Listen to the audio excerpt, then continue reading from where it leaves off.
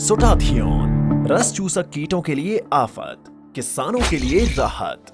सोटाथियोन है बिल्कुल नया और अनोखा टेरनरी फॉर्मुलेशन जो करता है सभी रस चूसक कीटों जैसे व्हाइट फ्लाई, जैसिड, एफिड आदि का उनके जीवन काल के सभी चरणों में प्रभावी रूप से नियंत्रण और करता है आपकी फसल के लिए बेजोड़ सुरक्षा। तो आप भी दीजिए अपनी फसलों को सोटाथियोन की सुरक्षा ताकि उन्हें मिले तेजी से बढ़ने का मौका।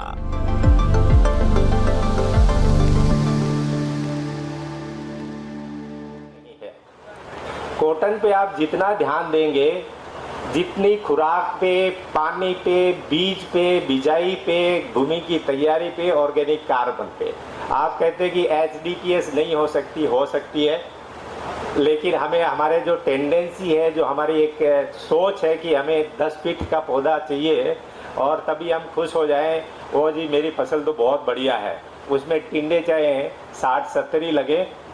और अगर छोटा पौधा भी है और जैसे कि इन्होंने बताया 20 छोड़ो, आप अगर 30 से 40 टिंडे भी अगर कर पाए और उसकी हाइट कम रखें, एक तो आपकी सबसे जो मेन बात है, ज़मीन की जो फर्टिलिटी है वो आपकी डिटोरेट नहीं होगी। आप अपने बच्चों को, आने वाली पीढ़ी को खेती करने लायक रखेंगे। जब अगर आपने ज़मीन की फर्टिलिटी ख़राब कर दी, मैनेजमेंट अगर प्रॉपर नहीं किया है, तो आपकी सोइल की जो फर्टिलिटी है वो ख़त्म हो जाएगी। तो ये तो मैन जो डिजीज़ से भी रिलेटेड है, पैरावीट से भी रिलेटेड है, सोइल फर्टिलिटी पे आपको बहुत ध्यान देना पड़ेगा, चाहे वो मैकेनाइजेशन है, चाहे प्राकृतिक खेती है। प्राकृतिक खेती में मैं आज नुस्खा नहीं बताऊँगा, सिंपल में ही बता दूँ आपको ज़्यादा से ज़्यादा क्रॉप रेजिड्यू मिलाना है, साथ ही साथ में आपको बायो पेस्टिसाइड, बायो फर्टिलाइज़र आपने यूज करना है। वो आप बीज उपचारित करके कर सकते हैं या मिट्टी का जो भूमि का जो उपचार करेंगे उससे भी कर सकते हैं। और ख़ास तौर से मैं एक चीज़ और बताना चाहूँगा कि जब हमारी ज़मीन के अंदर ऑर्गेनिक कार्बन अच्छा होगा, एरेशन अच्छा होगा, तभी ये जो बायो पेस्टिसाइड और जो बायो फर्टिलाइज़र्स का जो रिजल्ट है वो आपको ज़्यादा से ज़्यादा मिलेगा। सूखी बंजर भूमि में अगर आप कोई फार्मर जो है ट्राइकोडर्मा या एजोटोबैक्टर, एजोस्पिलम डाल दे और कहे कि मुझे ये रिजल्ट नहीं मिल रहा, वो नहीं मिल पाएगा। अब दूसरी बात करें अभी जो करंट और जो इमर्जिंग प्रॉब्लम की और वायरस की जो बीमारी है, पत्ता मरोड़ बीमारी है, जो कि 1993 से उत्तर भारत में पूरे घेरे हुई है, कई बार कम कई बार ज़्यादा। तो उसका मैनेजमेंट आपको वही क्रॉप मैनेजमेंट सबसे पहले देखना है। केमिकल्स वगैरह तो लास्ट रिसोर्ट में यूज़ करना है। वीड्स जो खेत के अंदर है, वीड्स आपने अच्छे से मिलाया, सॉइल हेल्थ अगर आपने अच्छा यूज़ किया, और एक आपने इन्होंने दिखाया मल्चर, अगर आप मल्चिंग भी करते हैं तो वीड की प्रॉब्लम, स्प्रे करते हैं तो वीड की जो प्रॉब्लम है। और आपको एक ख़ास तौर से ध्यान दिलाना चाहूँगा कि हमारे भारत देश में इंसेक्टिसाइड वीडीसाइड के कंपैरिजन में ज़्यादा उपयोग होते हैं। अगर आप दूसरे कंट्री के डाटा देखते हैं, फिगर देखते हैं, तो वहाँ पे वीड मैनेजमेंट में सबसे ज़्यादा एम्फेसिस है। तो और वीड से ही आपकी बीमारियाँ, कीड़े वगैरह फैलते हैं। अगर अच्छा, ये वही उदाहरण है जो कि डॉक्टर ऋषि भाई से बताएंगे, मैं थोड़ा सा बीच में उसको अटैच करना चाहूँगा। गुलाबी सुंडी का मैनेजमेंट, जितनी ज़्यादा छटियाँ रखेंगे, जितनी ज़्यादा फैलाएंगे और फिर कहेंगे गुलाबी सुंडी आ रही है, तो उसको जो वीडी मान लीजिए आप, जो भी अतरे हैं कीड़े वगैरह, उसको आपने ख़त्म करना है। और इसके अलावा जो मुख्य जो मैं बात बताऊं, जो प्राकृतिक खेती की बात है, वहाँ पे बहुत सारे नुस्खे वैज्ञानिकों ने भी दिए। हम लोग भी यहाँ पे ऑर्गेनिक फार्मिंग का ट्रायल लगा रखा है और नाम ही बताऊँगा, जैसे बीजामृत आप यूज़ करें, जीवामृत आप यूज़ करें, घनजीवामृत आप यूज़ करें। इनसे आपकी जो सॉइल फर्टिलिटी है और जो क्रॉप रेजिड्यू जो है सॉइल के अंदर, वो डिकम्पोज होने में भी फ़ायदा होगा।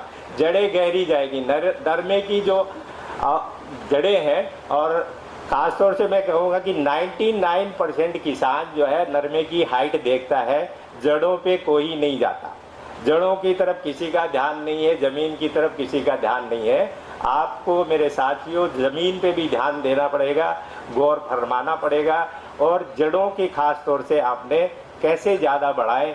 जो भी सही तकनीक आपको मिले, चाहे मैकेनाइजेशन से मिले, चाहे ऑर्गेनिक से मिले, चाहे नेचुरल फार्मिंग से मिले, वो आपने बढ़ाना है। पत्ता मरोड़ बीमारी सबसे मुख्य जो इसका अगर आप नियंत्रण करने की बात करते हैं वो शुरुआत ही वीड मैनेजमेंट से होती है। जितने ज़्यादा वीड्स हैं जिसके अंदर पत्ता मरोड़ बीमारी ऑक्सीजन में रहती है वो वहीं से फैलती है। अगर वीड मैनेजमेंट कर भी लिया, अच्छे से किया है और वाइट फ्लाई आ भी गई है तो ये कोई गारंटी नहीं है कि उसके अंदर पत्ता मरोड़ बीमारी आएगी। और वाइट फ्लाई मैनेजमेंट की डॉक्टर ऋषि आपको डिटेल में जानकारी देंगे। इसके अलावा अगर हम बात करें आज के दिन की ताज़ा खबर की, खेतों के अंदर जो पैराविल्ट की जो समस्या है जिसका एक मुख्य कारण है जड़ों में मैंने बताया, दूसरा है न्यूट्रिएंट डेफिशिएंसी, पोषक तत्वों की कमी। अगर अब जड़ें रह गई, हम ज़्यादा अभी बड़ी कर नहीं सकते। इमरजेंसी में पौधों के अंदर खुराक पोषक तत्व अगर हम देते हैं, खासतौर से NPK 13-045, मैग्नीशियम, जिंक या बोरोन, लिक्विड अगर स्प्रे करते हैं तो उसका ज़्यादा बेनिफिट होगा। कम जड़ें भी हैं, पौधों में खुराक भी कम है तो उसका भी आपका पूर्ति होगा और फसल जो है आपकी अच्छी होगी। और इतना ही नहीं, आप जब फोलियर स्प्रे करते हैं न्यूट्रिएंट से तो पौधे मरने के अलावा जो टिंडे हैं उसकी साइज बढ़ेगी, जो रेशे की जो बात बताई कि रेशा कम हो रहा है उसकी लंबाई भी बढ़ेगी, और साथ ही साथ में जो क्वालिटी है टिंडे डोडी खुलने की जो है, टिंडे खुलने की वो भी समस्या कम होगी, क्वालिटी कॉटन आपको मिलेगा। और किसान भाई वैसे तो फंजीसाइड यूज़ करते हैं, ख़ास तौर से अभी ये ध्यान रखें, गौर करें, कम से कम एक फंजीसाइड स्प्रे। बोल रोड की जो समस्या है काफ़ी बढ़ रही है, बोल अभी लगे हुए हैं और एक बोल करीब करीब 3 ग्राम का औसतन अगर आप देखें तो 3 ग्राम का है, और पौधा जो है आपका 150 से 250 ग्राम तक कॉटन देता है।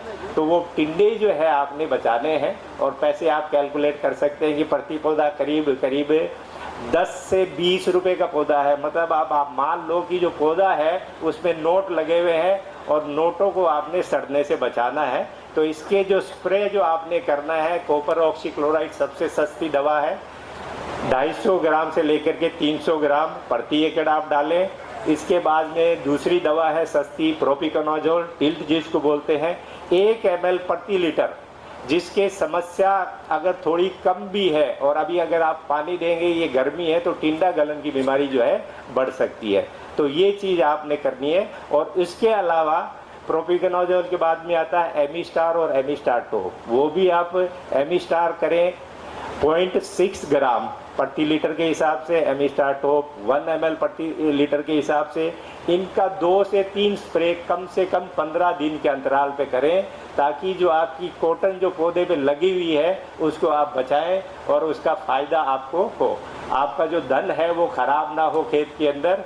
इसी के साथ मैं ज़्यादा समय नहीं लूँगा, आप सभी को बहुत बहुत मुबारकबाद और मेरी तरफ से शुभकामनाएं कि आप